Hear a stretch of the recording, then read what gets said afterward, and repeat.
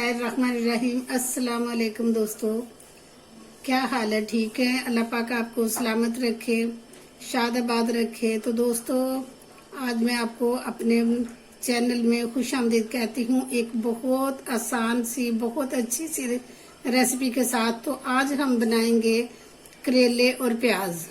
ये बहुत इजी बन जाते हैं और बहुत फायदे की ये जो सब्जी है, क्योंकि ये शुगर वाले जो पेशेंट होते हैं उनके लिए तो करेले बड़े अच्छे होते हैं।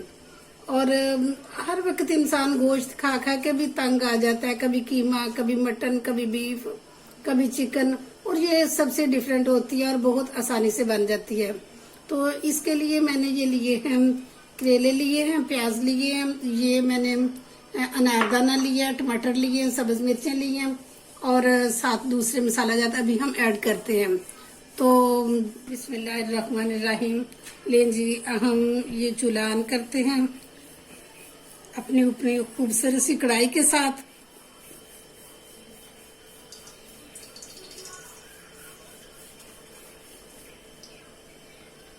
ये इसमें मैंने 1 कप ऑयल डाला है और ये मैंने 1 किलो जो है ना करेले लेके उनको छील के नमक लगा के धो के तो काट के इनको रखा। तो ये हम इसमें शामिल करते हैं। बिस्मिल्लाहिर्रहमानिर्रहीम, बिस्मिल्लाहिर्रहमानिर्रहीम। ये देखें जी, ये ब्राउन होना शुरू हो गया है हमारे करेले। ये इनको ज्यादा ब्राउन नहीं करना, क्योंकि जब ये ज्यादा ब्राउन हो जाए, एक तो ये जले जले की फील है, ताकि जिस तरह ये सालन थोड़ा कड़वा हो जाता है, और दूसरा ये कि देखने में भी अच्छा नहीं लगता।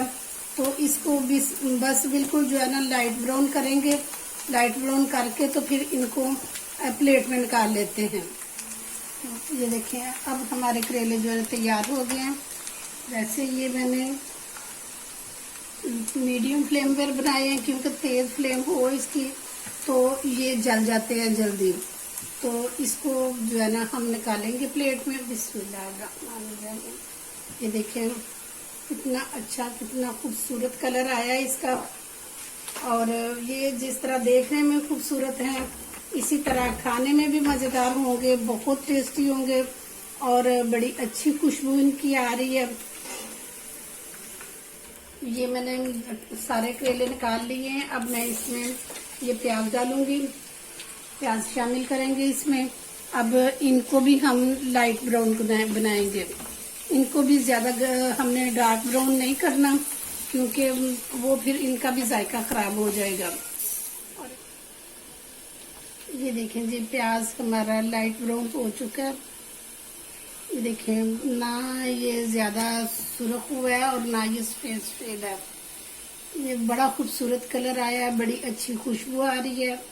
अब मैं इसमें ये करेले शामिल करूंगी जो मैंने फ्राई करके निकाले थे।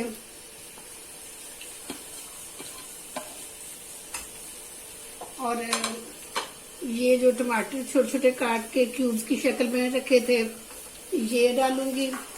और ये मैंने सब्ज मिर्चें जो है ना, इसमें वो लंबी वाली साबुत नहीं डाली, कि इसको काट के डाला है ताकि ये सारी जो है ना इसमें मिक्स हो जाए। और मैंने इसमें अब ये रेड मिर्चें जो है ना, सुरख मिर्च, वो शामिल नहीं करूंगी।